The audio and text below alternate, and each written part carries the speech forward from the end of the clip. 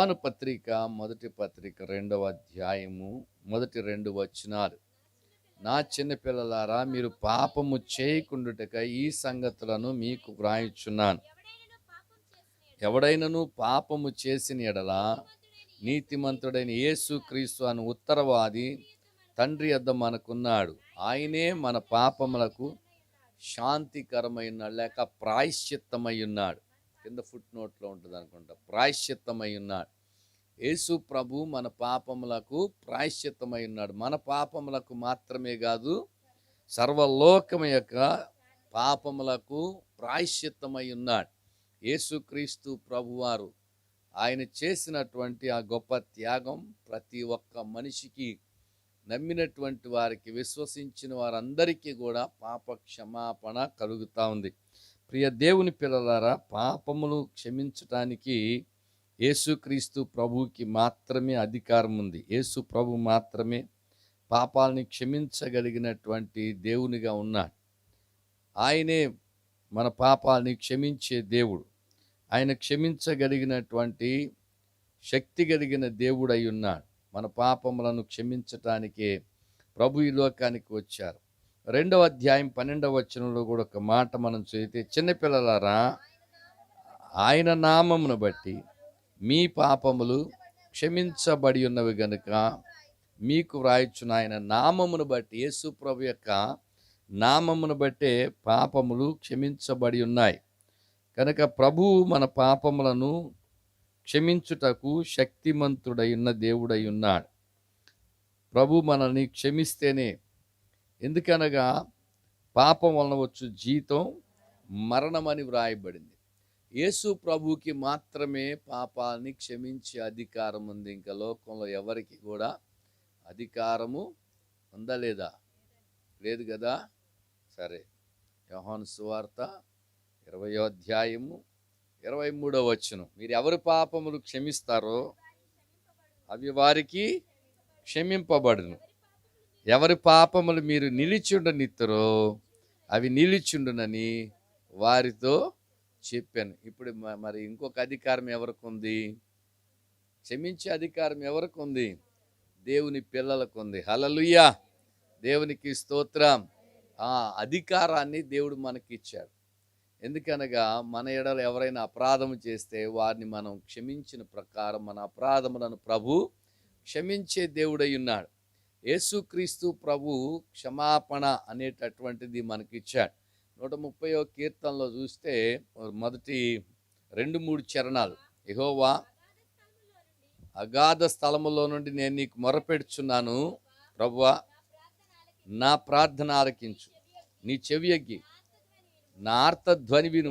యెహోవా నీవు దోషములను కనిపెట్టి చూస్తే ప్రభువా ఎవడు నిలవగలడు? అయినను జనులు నీ యందు భయభక్తులు నిలుపునట్లు నీ దగ్గర క్షమాపణ దొరుకుతూ ఉంది. దేవుని దగ్గర మనకు దొరికేది ఏంటంటే క్షమాపణ. దోషములకు క్షమాపణ అనేది దేవుడిచ్చేటటువంటిదై ఉంది. మన దేవుడు క్షమించటానికి సిద్ధంగా ఉన్నటువంటి దేవుడు.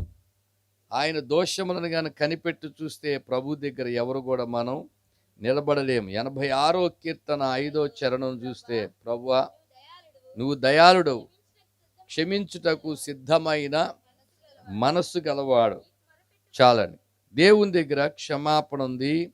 అంతేకాకుండా క్షమించటానికి దేవుడు సిద్ధమైన మనస్సు కలిగినటువంటి వాడు. దేవుడు మన పాపాలని ఎలాగైతే క్షమించటానికి సిద్ధంగా ఉన్నారో, మనం కూడా మన ఎడల పాపం చేసిన వాడిని లేక మన ఎడల అపరాధం చేసిన వాడిని క్షమించే మనస్సు మనకున్నప్పుడు మనం ఎలా క్షమిస్తామో దేవుడు మనల్ని కూడా అలాగే క్షమిస్తాడు. మనం చాలామందిని క్షమించటానికి ఇష్టపడనప్పుడు మన పాపములు కూడా మన మీద నిలిచి ఉంటాయి. అయితే దేవుడు మనకు ఆ గొప్ప ఆధిక్యతనిచ్చారు. ప్రభువు చాలా సందర్భాల్లో చెప్పిన మాట ఏమిటంటే, యేసుక్రీస్తు ప్రభు దగ్గరికి ఒక వ్యక్తిని మంచంతో తీసుకుని వచ్చారు. మార్కు సువార్త 2వ అధ్యాయము 8-9 వచనాల్లో చూద్దాం మనం. కొందరు పక్షవాయువు గలవానితో నలుగురి చేత మోయించుకుని ఆయన యొద్దకు తీసుకుని వచ్చిరి. చాలా మంది కూడి ఉన్నందున వారు ఆయన ఎద్దుకు చేరలేక ఆయన ఉన్న చోటికి పైగా ఇంటి కప్పు విప్పి సందు చేసి పక్షవాయు గలవాన్ని పరుపుతోనే దింపిరి. యేసు వారి విశ్వాసం చూచి, కుమారుడా, నీ పాపములు క్షమింపబడి ఉన్నవని పక్షవాయు గలవానితో చెప్పాను. ఎప్పుడైతే ప్రభు పక్షవాయు గలవంతో 9వ వచనంలో కూడా వెళ్దాం. ఈ పక్షవాయు గలవంతో నీ పాపములు క్షమింపబడి ఉన్నవని చెప్పుట సులభమా? నువ్వు లేచి నీ పరిపెత్తుకుని 12వ వచనంలోకి వెళ్దాం. తక్షణమే వాడు లేచి పరిపెత్తుకుని వారందరి ఎదుట నడిచిపోయిన గనుక వారందరూ విభ్రాంతి నుండి మనం ఇలాంటి కార్యం ఎన్నడూ చూడలేదని చెప్పుకొనొచ్చు దేవుని మహిమ పరిచిరి. ఇక్కడ పక్షవాయువు గలవాడు బాధపడుతున్నాడు. వాడు ఎందుకు బాధపడుతున్నాడంటే పాపముల వలన ఆ యొక్క పరిస్థితి వచ్చినట్లుగా చూస్తున్నాం. అయితే ప్రియ దేవుని పిల్లలారా, యేసు ప్రభు వారి విశ్వాసాన్ని చూసి నీ పాపములు క్షమింపబడి ఉన్నవని చెప్పారు. ఆ ఇంట్లో అందరూ ఉండడం వలన లోపలికి రాచే అవకాశం లేకపోయేసరికి ఆ పైన పెంకులు విప్పేసి మంచంతో ఆ వ్యక్తిని యేసు ప్రభు ముందుకు తీసుకొచ్చినప్పుడు యేసు ప్రభు వారి విశ్వాసాన్ని చూశారు. నీ పాపాలు క్షమించబడ్డాయి. ప్రియ దేవుని పిల్లలారా, ఎప్పుడైతే పాపాలు క్షమించబడతాయో పాపం వల్ల వచ్చే శిక్ష నుంచి కూడా తప్పించుకునేటటువంటి అవకాశం ఉంది. పూర్వము చేయబడిన పాపములను దేవుడు తన ఓరిమి చేత ఉపేక్షించినందున, రోమాపత్రిక 3వ అధ్యాయం 25వ వచనం, పూర్వము చేయబడిన పాపములు దేవుడు తన ఓరిమి వలన ఉపేక్షించినందున ఆయన తన నీతిని కనపరచవలని క్రీస్తు యేసునందలి విశ్వాసము ద్వారా ఆయనను కరుణాధారముగా బయలుపరచను. పూర్వము చేయబడిన పాపమున దేవుడు అంటే ఏం చేశాడట? తన ఓరిమి వలన ఉపేక్షించినందున. ఇప్పుడు ఉపేక్షించడం అంటే శిక్ష నుండి తప్పించటం, ఉగ్రత నుండి. రోమాపత్రిక 5వ అధ్యాయము 9వ వచనం, కాబట్టి ఆయన రక్తం వలన నీతిమంతులుగా తీర్చబడి మరింత నిశ్చయముగా ఆయన ద్వారా ఉగ్రత నుండి రక్షించబడదుము. క్షమించబడ్డం అంటే ఉగ్రత నుండి రక్షించబడ్డం, తప్పించబడ్డం అన్నమాట. ప్రియ దేవుని పిల్లలారా, ఒకసారి ఏమైందంటే ఒక పిల్లవాడు ఒక ఊళ్ళో ఉంటున్నాడు. ఆ ఊళ్ళో నుంచి బజార్కి అని వెళ్ళిపోయాడు. ఇంటికి రాలా. స్కూల్ నుంచి బజార్కి వెళ్ళిపోయాడు, ఇంటికి రాలా. ఇంటికి రాపోయేసరికి ఇవి తల్లిదండ్రులు ఇద్దరు కూడా వెతకడం మొదలు పెట్టారు. వర్షం కురుస్తూ ఉంది, చీకటి పడిపోయింది, పిల్లోడు రాలేదు. ఏమైపోయాడు ఆ పిల్లోడు అని చెప్పి ఆందోళన పడుతూ ఉన్నారు. ఇద్దరు తలకో దిక్కుని వెతుక్కున్నారు. తల్లి అయితే వీధి వీధి అంటే ఏడుస్తా, నా కొడుకు ఎక్కడున్నాడని పేరు పెట్టి పిలుస్తా, వర్షంలోనే తడిచిపోతా ఏడుస్తా ఏడుస్తా ఏడుస్తా తిరుగుతూ ఉన్నారు. చాలా తిరిగి తిరిగి అలసిపోయి అప్పుడు తల్లిదండ్రులు ఇద్దరు ఇంటికి వచ్చేసి ఏమై ఉంటుందా, ఎక్కడికి వెళ్ళి ఉంటాడా అని ఆలోచిస్తూ ఉన్నారు. ఈలోగా చాలా చీకటి అయిపోయింది, వర్షం తగ్గిపోయింది. వర్షం తగ్గిన కాసేపుడికి ఆ పిల్లవాడు ఇంటికి వచ్చాడు. ఇంటికి రాగానే ఇక తండ్రి కోపం పట్టలేక వెంటనే ఆ పిల్లవాడిని కొట్టడం మొదలుపెట్టాడు. ఈలోగా తల్లి వచ్చింది, గబాలను అడ్డుకుని పిల్లవాడిని పక్కకు తీసుకెళ్ళి అడిగింది, ఎందుకురా, నువ్వు ఎక్కడికి వెళ్ళిపోయావురా? నేను మీ నాన్న ఎంతగానో నీకోసం వెతికి కంగారు పడ్డాం, ఏమైపోయావా అని. అప్పటికే కొన్ని దెబ్బలు కొట్టాడేమో తండ్రి. బాగా ఏడుస్తా ఎక్కెక్కి ఏడ్చి అప్పుడు చెప్తా ఉన్నాడనమాట, రేపు డాడీ బర్త్డే అని బూట్లు కొందామని డాడీ కోసం వెళ్ళాం మమ్మీ అన్నాడు. ఎందుకంటే వాళ్ళ డాడీ కొన్న బూట్లు అప్పటికే అరిగిపోయినాయి అంట. అరిగిపోయి అడుగున సోలంతా ఊడిపోయి అరిగిపోయి ఉంటే ఎప్పటి నుంచో ఆ పిల్లోడు అనుకున్నాడంట, డాడీ బర్త్డేకి ఎలాగైనా బూట్లు కొనిపెట్టాలి. అందుకని రోజు ఇచ్చిన డబ్బులు దాచుకుని డాడీకి బూట్లు కొనటానికని వెళ్ళాడనమాట.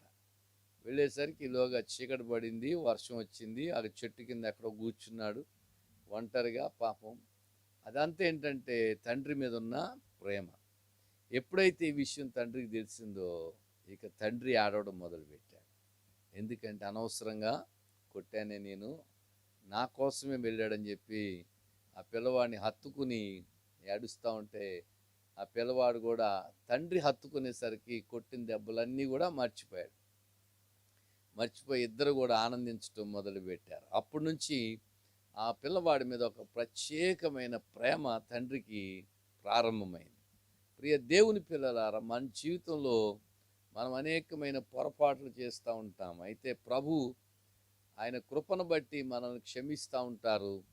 మనకి క్షమాపణ అనేది దేవుడు ఇస్తూ ఉంటాడు. ఇంకొక విషయం ఏంటంటే, బెతస్తా అనే కోనేటి దగ్గర 38 సంవత్సరాలుగా ఒక వ్యక్తి పడి ఉన్నాడు. యేసు ప్రభు స్వయంగా ఆయన్ని అక్కడికి వెళ్ళారు. వాడు రావడానికి యేసు ప్రభు దగ్గరికి వానికి ఆరోగ్యం లేదు. అందుకని యేసు ప్రభు స్వయంగా వాని దగ్గరికి వెళ్ళారు. యోహాను సువార్త 5వ అధ్యాయము 9వ వచనం లేక 8వ వచనం. యేసు నీవు లేచి నీ పరిపెత్తుకు నడుమని వానితో చెప్పగా వెంటనే వాడు స్వస్థత నొంది తన పరిపెత్తుకుని నడిచాను. అప్పటికి వాడు 38 సంవత్సరాలుగా బడినాడు. 5వ వచనంలో ఉంది. అక్కడ 38 ఏండ్ల నుండి వ్యాధి గల ఒక మనుష్యుడు ఉండెను. ఎన్ని సంవత్సరాల నుంచి అంట?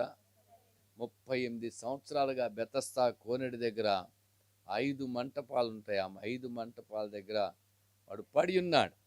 యేసు ప్రభు అక్కడికి వెళ్ళారు, వానితో మాట్లాడారు, వారితో చెప్పారు లేచి నీ పరిపెత్తుకు నడవమని. వెంటనే వాడు లేచి వాని పరిపెత్తుకు నడవడం మొదలుపెట్టాడు. అయితే కొంతమంది అడిగారు, నిన్ను స్వస్థపరిచిన వాళ్ళు ఎవరంటే, ఏమో నాకు తెలియదు అన్నాడు. అప్పుడు యేసు ప్రభు మరలా వాడిని కనుగొని వానికి కనపడి వానితో మాట్లాడుతూ అన్నారు. 14వ వచనం. అటు తరువాత యేసు దేవాలయంలో వాని చూచి, ఇదిగో నీవు స్వస్థత నొందితివి, మరి ఎక్కువ కీడు నీ కలక్కున్నట్లు ఇకను పాపము చెయ్యొద్దు. యేసు ప్రభు చెప్పిన మాట ఏంటంటే, పాపం చేయొద్దు, పాపము చెయ్యొద్దు. పాపములు క్షమించటం అంటే యోహాను పత్రిక మొదటి పత్రిక 3వ అధ్యాయం 5, 6 వచనాలు చూస్తే, పాపములను తీసివేయుటకే ఆయన ప్రత్యక్షమాయనని మీకు తెలియను, ఆయన యందు పాపమేమీయూ లేదు. చూడండి, పాపములను తీసివేస్తున్నాడు. క్షమించటం అంటే పాపములను తీసివేయడం. ఎప్పుడైతే పాపములను తీసివేస్తారో ఇంక వాళ్ళలో పాపం అనేది ఉండదు. ఆయన యందు నిలిచిండు వాడెవడను పాపము చేయడు, పాపము చేయవాడెవడను ఆయన చూడను లేదు, ఎరుగను లేదు. ప్రియ దేవుని పిల్లలారా, మనము దేవుని యందు నిలిచినట్లయితే పాపం అనేది చెయ్యమనే విషయం చెప్తా ఉన్నాడు. పాపం అనేది చేసే పరిస్థితి ఉండదు. దేవుడు కూడా ఆయన పాపములను తీసివేయటానికి ఈ లోకానికి వచ్చారు. 3వ అధ్యాయం యోహాను పత్రిక 3వ అధ్యాయం 8, 9 వచనాలు కూడా చదువుకుందాం. అపవాది మొదటి నుండి పాపం చేయుచున్నాడు. ఎవరంట పాపం చేసేది? అపవాది మొదటి నుండి పాపం చేయుచున్నాడు గనుక పాపం చేసే వాళ్ళందరూ అపవాది సంబంధులు. అపవాది యొక్క క్రియలను లయపరచుటకే దేవుని కుమారుడు ప్రత్యక్షమాయను. దేవుని మూలముగా పుట్టిన ప్రతివానిలో ఆయన బీజం నిలిచిన గనక వాడు పాపము చేయడు. వాడు దేవుని మూలముగా పుట్టినవాడు గనక పాపము చేయజాలడు. దేవునికి వ్యతిరేకమైంది, దేవునికి ఆయాసకరమైంది, దేవునికి ఇష్టం లేనటువంటిది మన జీవితంలో జరగదు. ఎందుకనంటే దేవుని బీజం మనలో ఉంది, దేవుని యొక్క విత్తనం మనలో ఉంది. అందుకని పాపము చేసే అవకాశం ఉండదు. ఎందుకంటే దేవుని మూలముగా పుట్టాం మన అందరం కనుక మనలో ఆ పాపపు బీజాన్ని దేవుడు తీసివేశాడు గనక పాపము చేసేటటువంటి ఆ ఆలోచన ఉండదు. కనుక మనము మనందరి కొరకు ఆయన ప్రాయశ్చిత్తం చేయడానికి ఈ లోకానికి యేసు ప్రభు రావడం జరిగింది. మన పాపములను తీసివేయడానికే ఆయన ఈ లోకానికి వచ్చారు. అంతేకాదు, ఆయనలో పాపము లేదు, ఆయన యందు నిలిచిండు వాడెవడు కూడా పాపము చేయడు. మనము దేవుల్లో ఉన్నట్లయితే మనలో పాపం చేసే స్వభావం అనేది ఉండదు. ఎప్పుడైతే మనం ప్రభువులోకి వచ్చామో, రోమాపత్రికలు అంటాడు, మన ప్రాచీన స్వభావము క్రీస్తుతో కూడా సిలువ వేయబడినని ఎరుగుదాము. 6వ అధ్యాయము. ఏమనగా మనం ఇకను పాపమునకు దాసులము కాకుండుటకు పాప శరీరము నిర్ధకమగినట్లు మన పాత స్వభావం ఆయనతో కూడా సిలువ వేయబడెను. పాత స్వభావం, పాప స్వభావం క్రీస్తుతో కూడా సిలువ వేయబడింది. అందుకే ఒక మాట ఏంటంటే, పులిపిండి కొంచెం ఉన్నా కూడా ముద్దంతా కూడా పులియజేస్తుంది. మీరు పులిపిండి లేని వారై ఉండాలని దేవుని వాక్యం చెప్తా ఉంది. కనుక పులిసిన పిండి కొంచెం ఉన్నా సరే ముద్దంతా పులియజేస్తుందని దేవుని వాక్యం చెప్తుంది. ప్రియ దేవుని కొరింథీ పత్రికలో మాటలు ఉంటాయి. కనుక మీరు పులిపిండి లేని వారై ఉండాలని దేవుని వాక్యం చెప్తా ఉంది. సాతానుడు అంటాడట, మీరు మంచిగా ఆత్మీయ జీవితాన్ని కట్టుకోండి అంటాడట. అయితే ఒక మాట అడుగుతాడంట వాడు, ఏంటంటే మీ పునాదిలో నన్ను ఒక రాయిగా వేసుకోండి అని. కొరింథీ పత్రిక 1 పత్రిక 5వ అధ్యాయం 7. మీరు అతిశయపడటం మంచిది కాదు, పులిసిన పిండి కొంచెమైనను ముద్దంతయు పులియ చేయనని మీరు ఎరుగరా? మీరు పులిపిండి లేని వారు గనక కొత్త ముద్దవుటకై ఆ పాతదైన పులిపిండిని తీసి పారవేయడు. ఇంతేకాక క్రీస్తు అను మన పస్కా పశువు వధింపబడిన గనక పాతదైన పులిపిండితోనైనను దుర్మార్గతయు దుష్టత్వమునను పులిపిండితోనైనను కాకుండా నిష్కాపట్యమును సత్యమునను పులియని రొట్టెలతో పండుగ ఆచరింతుము. కనుక ఇక్కడ పులిపిండి కొంచెమైనా సరే ముద్దంతయు కూడా పులియజేస్తుంది. కాబట్టి మీరు పులిపిండి లేని వారు గనుక, అంటే పులిసిన స్థితి అంటే పాప స్థితి అన్నమాట, అది తీసి పారవేయండి మీరు కొత్త ముద్ద అవటానికే. అందుకే దేవుడు చెప్పింది అంటే పస్కా పండుగ ఆచరించేటప్పుడు పులిసింది ఏది కూడా వాళ్ళు తినకూడదు. అది పస్కా యొక్క ఆచరించటం విధానం. మరి యేసుక్రీస్తు ప్రభు పస్కా పశువుగా, పస్కా బలి పశువుగా అప్పగించబడ్డారు. యేసుక్రీస్తు ప్రభులు వారు మట్లాది వారు ఉన్నాడు. యెరూషలేములో ప్రవేశించడానికి బయలుదేరినప్పుడు పస్కాను ఆయనే పస్కా పశువు, ఆయనే పస్కా బలి. దానికి ముందుగా ఆయన పస్కాను ఆచరించటానికే బయలుదేరారు. ఈ పస్కా పశువు అనేది అనగా పాప ప్రాయశ్చిత్తార్థమై వధింపబడేటటువంటి లేక అర్పించబడే బలి. ఈ బలిని యేసుక్రీస్తు ప్రభు ఆయనే స్వయంగా పస్కా పశువుగా, పస్కా బలిగా ఈ లోకానికి వచ్చి మనల్ని నూతన పరుస్తున్నారు. పాతదైన పులిపిండి అంతటిని తీసివేసి పాత స్వభావం, పాప స్వభావం, దుర్మార్గత, దుష్టత్వం అనేవన్నీ తీసివేసి నిష్కాపట్యమైన హృదయాన్ని దేవుడు మనకి ఇచ్చున్నాడు. హల్లెలూయా, దేవునికి స్తోత్రం. కనుక మనం పులిపిండి లేని వారిగా, అంటే పాప స్వభావం లేని వారిగా, ప్రభువుని సేవించవలసిన వారిగా ప్రభు మనల్ని ఆశ్చర్యరీతిగా ఆయన మలిచారు, నూతన పరిచారు, నూతన స్వభావాన్ని కలుగజేశారు. ఇలాగ చేయడం వలన దేవుని యొక్క ఉగ్రత నుండి మనం తప్పించబడతా ఉన్నాం, దేవుని కోపము నుండి మనం తప్పించబడతా ఉన్నాం. సాధారణంగా ఎప్పుడైనా కుటుంబంలో తండ్రికి కోపం వస్తే అడ్డుపడేది ఎవరు? తల్లి అడ్డుపడుతుంది.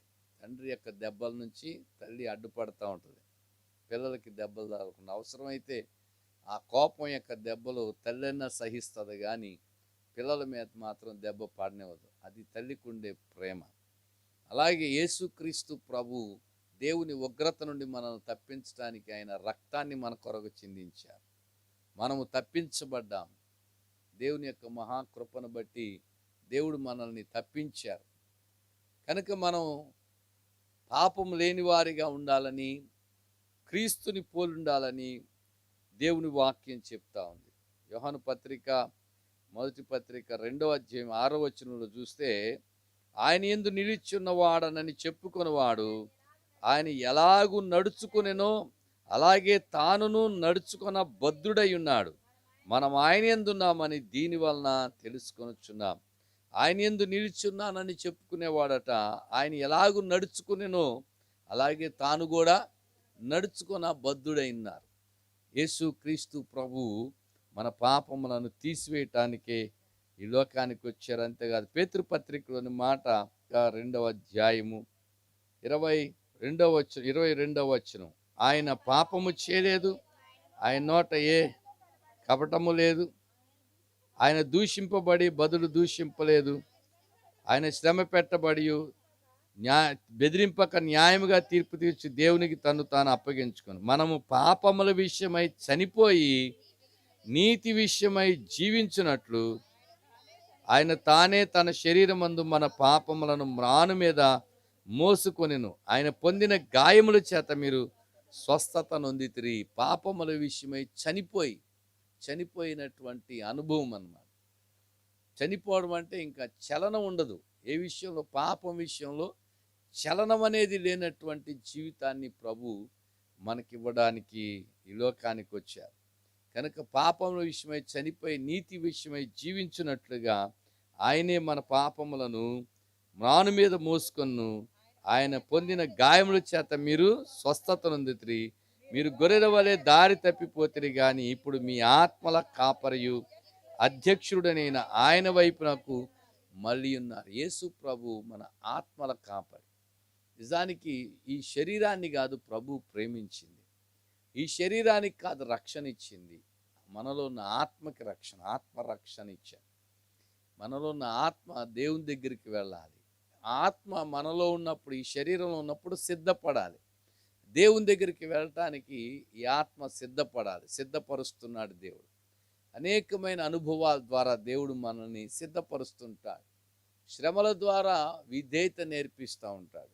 శ్రమల ద్వారా దేవుని పోలికలోనికి వచ్చేటట్లుగా హెబ్రీ పత్రికలో ఉంటుంది అన్నమాట. ఆయన దేవుని కుమారుడయుండి కూడా శ్రమల ద్వారా విధేయతను నేర్చుకున్నారు. ప్రభు శ్రమలు పడి, హెబ్రీ పత్రిక 5వ అధ్యాయం 8వ వచనం, ఆయన కుమారుడయుండి తాను పొందిన శ్రమల వలన విధేయత నేర్చుకునేను. చూడండి, శ్రమల వలన ఏమొస్తుందంట? విధేయత వస్తుందా? తిరగబడటం వస్తుందా? విధేయత నేర్చుకుంటాం. ఆయన దేవుని కుమారుడైండు కూడా ఆయన శ్రమల వలన విధేయత నేర్చుకున్నారు. అందుకే ఆయన అంగీకరించబడ్డారు. 7వ శరీరధారి అయిన దినములలో మహారోదనముతోనూ కన్నీళ్లతోనూ తను మరణం నుండి రక్షింపగలవానికి ప్రార్థనలను యాచనలను సమర్పించి భయభక్తులు కలిగినందున ఆయన అంగీకరింపబడెను. యేసు ప్రభు అంగీకరింపబడ్డానికి గల కారణం ఏంటంటే రోదనముతో, మహారోదనముతో, కన్నీళ్లతో ప్రార్థన చేశారు. యేసు ప్రభు రూపాంతరం చెందినప్పుడు అక్కడికి మోషే, ఏలియాలు ఇద్దరు వచ్చారు. వాళ్ళిద్దరూ యేసు ప్రభుతో మాట్లాడారు. ఇంతకీ యేసు ప్రభుతో ఏం మాట్లాడుంటారంటారు? కొంతమంది కామెంటేటర్స్ చెప్తా ఉంటారు ఏంటంటే, యేసు ప్రభుతో మాట్లాడినప్పుడు ఏలియా అన్నాడంట, ప్రభువా నేను పొందుతానులే సిలువ మరణం, నువ్వెందుకు ప్రభువా సిలువ మరణం పొందటం అని. అప్పుడు ప్రభు అన్నారంట, ఏలియా నీవుగాన చిన్న సమస్య వచ్చింది అనుకుంటే ఇంకెందుకులే నా ప్రాణం తీసేసుకోమని ప్రార్థన చేస్తావు నువ్వు, అంచేత నువ్వు లాభం లేదా. మోషే అన్న అంట, ప్రభు అయితే నేను చచ్చిపోతానులే ప్రభు, నీకు గాన కోపం వచ్చిందనుకో ద్రోహులారా అంటావు, అంచేత నువ్వు కూడా లాభం లేదు. మోషే, ఏలియాలు ఇద్దరు పాపం వచ్చి దేవుని ప్రభుతో మాట్లాడారు.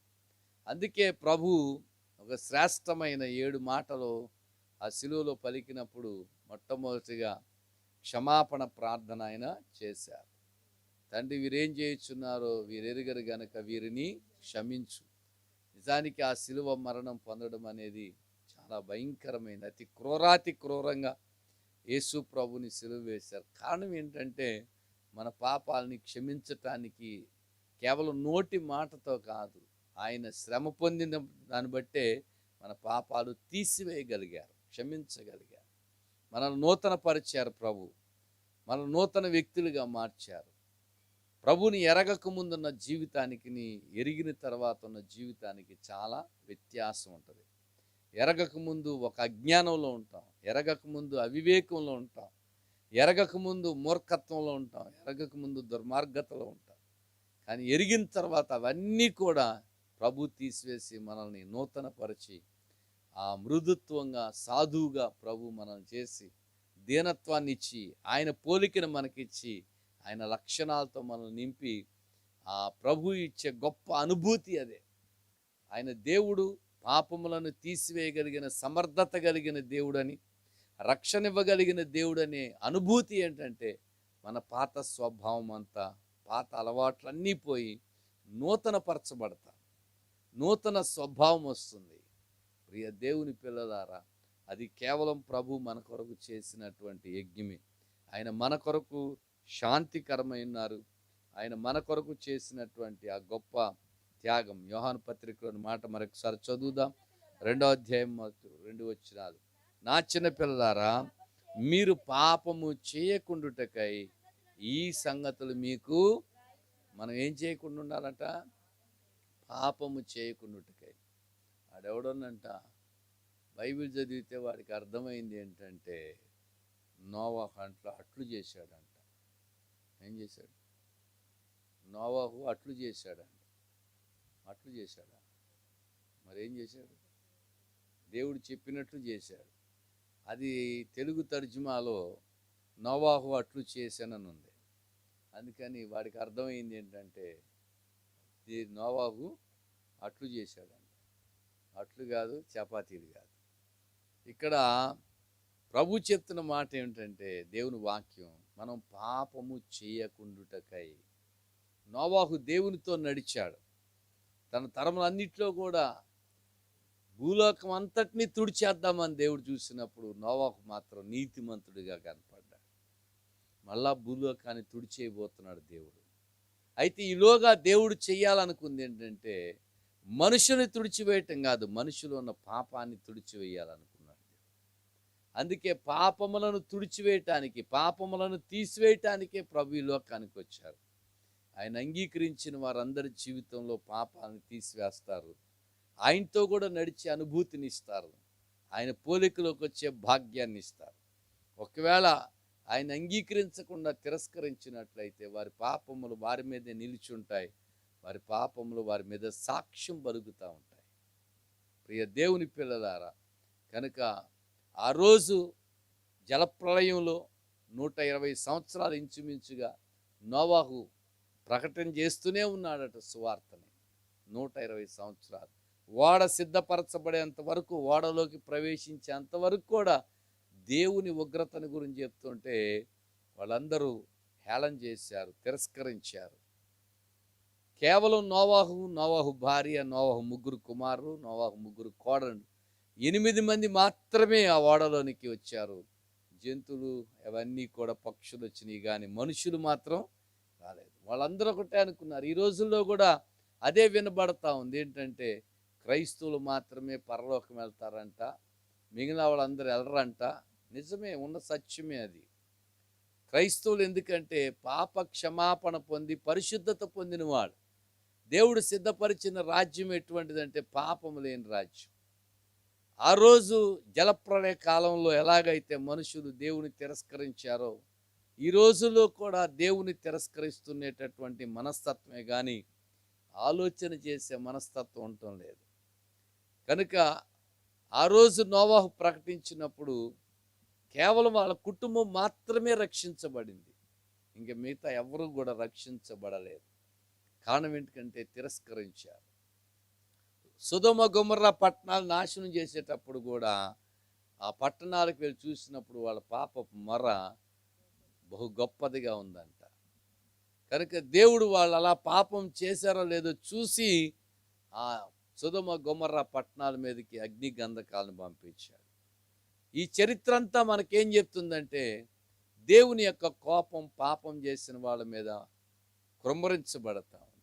అరాచకాలు, భయంకరమైన పరిస్థితులు, తిరుగుబాట్లు, వ్యతిరేకతలు, చివరికి దేవుడు ఎక్కడున్నాడనే పరిస్థితులు, ఇవన్నీ కూడా చాలా భయంకరమైనటువంటి. ప్రియ దేవుని పిల్లలారా, మనము పాపము చేయకుండుటకై ఈ సంగతులు మీకు వ్రాయిచున్నాను. ఎవడైనను పాపం చేసిన నీతిమంతుడైన యేసుక్రీస్తును ఉత్తరవాది తండ్రి యొద్ద మనకున్నాడు. ఆయనే మన పాపములకు ప్రాయశ్చిత్తమై ఉన్నాడు, శాంతికరమై ఉన్నాడు, ప్రాయశ్చిత్తమై ఉన్నాడు. మన పాపములకు మాత్రమే కాదు, సర్వలోకమునకు శాంతికరమై ఉన్నాడు. యేసు ప్రభు రక్తం ప్రపంచం అంతటికీ సరిపోయింది. ఒక్క సూర్యుడు ప్రపంచం అంతటికి సరిపోయినప్పుడు యేసు ప్రభు రక్తం ప్రపంచం అంతటికి ఎందుకు సరిపోదు? ఒక సూర్యుడే ప్రతి స్థలములో కూడా వెలిగిస్తున్నప్పుడు యేసు రక్తం ప్రతి స్థలములో ఉన్న వ్యక్తి యొక్క పాపాన్ని కడిగివేయటానికి సరిపోతుంది. అందుకే ఇట్టి ప్రధాన యాజకుడు మనకు సరిపోయిన వాడని హెబ్రీ పత్రికలను చదువుకున్న మాటలో 7వ అధ్యాయం 26వ వచనం. పవిత్రుడును నిర్దోషు నిష్కల్మషుడును పాపులో చేరక ప్రత్యేకముగా ఉన్నవాడును ఆకాశ మండలము కంటే మిక్కిలి హెచ్చైన వాడినైనా ఇట్టి ప్రధాన యాజకుడు మనకు సరిపోయినవాడు. సాధారణంగా ఒక స్నేహంలో కూడా వాళ్ళకి సరిపోయిన వాళ్ళని చూసుకుంటూ ఉంటారు. ఒక వివాహ సంబంధంలో కూడా వాళ్ళకి సరిపోయిన వాళ్ళని చూసుకుంటూ ఉంటారు. అయితే ఈయన అందరికీ సరిపోయినటువంటి వాడు. సరిపోవటం అంటే ఒక మాట చెప్తాను. నాకు ఒక మాట గుర్తొచ్చింది ఒక సందర్భం. ఒకరోజు మా మేనమామ గారు ఒక టైలర్ దగ్గరికి వెళ్ళి షర్ట్ కుట్టమని, పాపం ఆయనకి బాగా నచ్చిన క్లాత్ అనమాట, అది తీసుకుని వెళ్ళి టైలర్కి ఇచ్చారు. టైలర్కి ఇచ్చి కొలతలు ఇచ్చారు. కొలతలు ఇచ్చి వచ్చేసాడు. వచ్చిన తర్వాత ఆ టైలర్ షర్ట్ కుట్టామండి అన్నాడు. షర్ట్ కుట్టానంటే ఏది తెచ్చుకున్నాడు. తెచ్చుకున్న తర్వాత ఆ షర్ట్ వేసుకున్నాడు. వేసుకుంటే ఆ షర్ట్ ఈయన కొలతలకి సరిపోలా. షర్ట్ బాగా టైట్ అయిపోయింది, షార్ట్ అయిపోయింది. ఈయనకి చాలా కోపం వచ్చేసింది. ఏంటి నేను ఇచ్చిన కొలతలు వాడు కొట్టలేదు అని చాలా కోపం వచ్చేస్తుంది అనమాట. ఆయన చాలా ఇష్టపడ్డాడు ఆ క్లాత్తో మంచి షర్ట్ వేసుకోవాలనుకున్నాడు. కానీ టైలర్ మరి ఎందు నిమిత్తం అలా కుట్టాడో, ఏ కొలతలు కుట్టాడో. సరే చూస్తా ఉన్నాను నేను. మా మేనమామ గారికి చాలా కోపం ఎక్కువ అనమాట. సరే కోపం ఎక్కువైనోడు ఏం చేయాలి, ఆ షర్ట్ తీసుకెళ్ళి టైలర్ దగ్గరికి వెళ్ళి అడగాలి, ఏరా బాబు నీ ఇచ్చిన కొలతలు ఏంటి, నువ్వు కుట్టింది ఏంటని అడగాలి. ఎప్పుడైతే ఈ షర్ట్ సరిపోలేదో వెంటనే పరాపరా చింపేయటం మొదలుపెట్టాడు. నేను అలా చూస్తూనే ఉన్నాను, నవ్వుకుంటున్నాను మనసులో. మళ్ళీ బయటికి నవ్వితే ప్రమాదం, అందుకని మనసులో నవ్వుకున్నా. షర్ట్ ఏమో లేదు, సరిపోలేదు, అందుకని షర్ట్ని చింపి పడేశాడు. కానీ ప్రియ దేవుని పిల్లలారా, మన జీవితానికి సరిపోయినటువంటి ఒకే ఒక్క వ్యక్తి యేసు క్రీస్తు ప్రభు. హల్లెలూయా. మన జీవితానికి సరిపోయినటువంటి వ్యక్తి, మనతో కూడా ఉండేటటువంటి వ్యక్తి. నా జీవితంలో అనేక సందర్భాల్లో ప్రభు బలపరిచిన దాన్ని బట్టే ఇంతకాలం కూడా ఈ లోకంలో బ్రతకగలిగి ఉన్నానని చెప్పగలను. ఇంతకాలం బ్రతకగలిగి ఉంది ఏంటంటే ఆయన ఆదరణకర్త.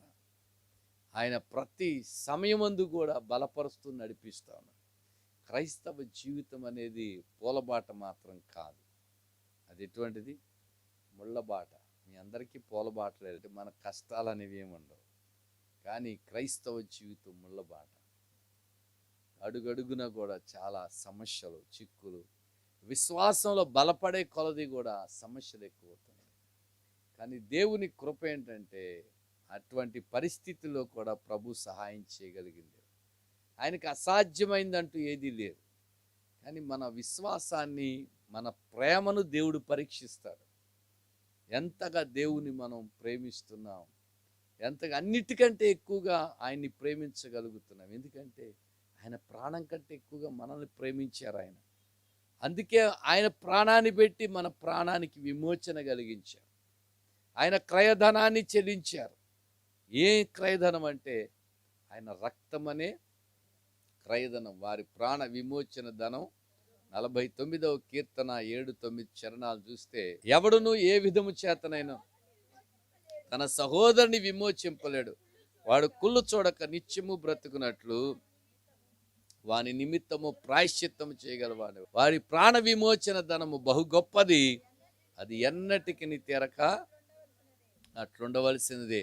అనగా మన ప్రాణాన్ని విమోచించటానికి ప్రభు చెల్లించినటువంటి క్రయధనము చాలా గొప్పది, అది ఎన్నటికీ తీరక అట్లుండవలసి. మనం ఏమిచ్చి కూడా ఆయన రుణాన్ని తీర్చుకోలేము.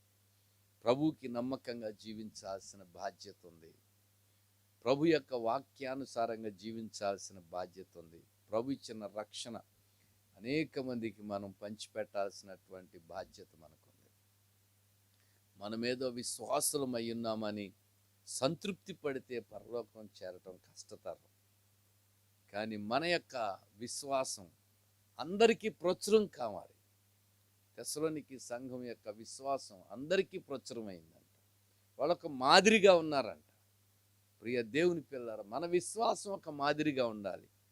మన రక్షణ అనేక మందికి మాదిరికరంగా కనపడాలి. చాలామంది పిల్లల్ని చదివిస్తూ ఉంటారు, చాలా డబ్బులు ఖర్చు పెట్టి చదివిస్తూ ఉంటారు. అయితే వాడుగా నా విలువ తెలియకపోతే చదువు చదవడు సరిగా. విలువ తెలిస్తేనే చదువుకుంటాడు. కష్టపడి నా తల్లిదండ్రులు ఎంతో డబ్బు ఖర్చు పెట్టి నన్ను చదివిస్తున్నారని ఆ విలువ తెలిస్తే కష్టపడి చదువుతాడు. విలువ తెలియకపోతే ఆ చదువు సరిగా చదవడు. కారణం ఏంటంటే విలువ. మనము పాపము చేయకుండుటకై చదవాలి. నా చిన్న పిల్లలారా, మీరు పాపము చేయకుండుటకై ఈ సంగతులను మీకు వ్రాయిచున్నాను. కాబట్టి మనం పాపం చేయకుండా ఉండాలని, యేసులాగా ఉండాలని యేసు ప్రభు యొక్క ఉద్దేశం. ఈ లోకంలో అనేకమైన సమస్యలు, శోధనలు, అలాగే మనల్ని సైతానుగాడు రకరకాలుగా మనకున్న రక్షణను దొంగిలించడానికి ఎన్ని రకాలుగా మనల్ని మన మీద ప్రయోగం చేస్తూ ఉంటాడు. ఈ రక్షణ యొక్క విలువ తెలిస్తే మాత్రం రక్షణని ఏమాత్రం కూడా పోగొట్టుకోమన్నమాట. కనుక ప్రభు మనకిచ్చిన రక్షణ యొక్క విలువను మనం తెలుసుకొని భక్తి చేయాలి. ఏదో బాప్తిసం తీసుకున్నాం, ప్రార్థనకు వస్తున్నాం, వాక్యం చదువుకున్నాం, ప్రార్థన కాదు. మనం ఇలాగ రక్షించబడ్డానికి, పరిశుద్ధపరచబడ్డానికి, మనల్ని పవిత్రపరచడానికి, నీతిమంతులుగా చేయడానికి ప్రభు చేసినటువంటి త్యాగాన్ని జ్ఞాపకం చేసుకుని విలువను తెలుసుకున్నట్లయితే మనకివ్వబడిన ఈ రక్షణను కాపాడుకుని భద్రపరచుకోగలుగుతాం. ఒకవేళ విలువ తెలియకపోతే రక్షణ కోల్పోతాం. మళ్ళీ చాలామందిని చూస్తూ ఉంటాం, భక్తి మొదలు పెడతారు, కొంతకాలం తర్వాత భక్తిహీనులు అయిపోతారు. భక్తి మొదలు పెడతారు, కొంతకాలం తర్వాత భక్తిని విడిచిపెట్టేస్తారు. రక్షణను కూడా కోల్పోయినటువంటి వాళ్ళు చాలామంది ఉన్నారు. కారణం ఏంటంటే రక్షణ విలువ తెలియక. మనకి బంగారం యొక్క విలువ తెలుసు, ఆభరణాల యొక్క విలువ, వస్త్రాల యొక్క విలువ, ఇవన్నీ తెలుసు. కానీ లోక సంబంధమైన వీటి విలువ తెలుసు. కానీ ప్రభు మనకి ఉచితంగా ఇచ్చిన రక్షణ యొక్క విలువ మాత్రం తెలియట్లేదు. ఆ విలువ తెలుసుకోవడానికే ఈ సిలువ ధ్యాన కూడిక. నిజంగా రక్షణ యొక్క విలువ తెలిస్తే దేవుని సన్నిధిని పోగొట్టుకోము, రక్షణ పోగొట్టుకోము, ప్రార్థనా జీవితాన్ని పోగొట్టుకోము, విశ్వాస జీవితాన్ని పోగొట్టుకోము, దేవునితో అనుబంధం కలిగి వెంటాడతాం. కనుక దేవుడు మనకిచ్చిన రక్షణ యొక్క విలువను తెలుసుకున్నట్లయితే ఎక్కడ రక్షణను పోగొట్టుకోకుండా అన్ని సమయాల్లో భద్రపరుచుకొని కాపాడుకుంటాం. దేవుడు అట్టి కృపను మనకు అనుగ్రహించును గాక. దేవుడి మాట మన వినికిడిలో దీవించును గాక.